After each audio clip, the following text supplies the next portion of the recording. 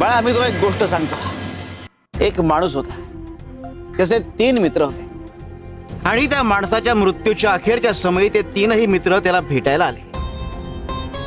माणसाने तिघांना प्रश्न विचारला की बाबांनो, आयुष्यभर तुम्ही माझी सोबत केली, आता मृत्यूनंतरही माझी सोबत कराल का?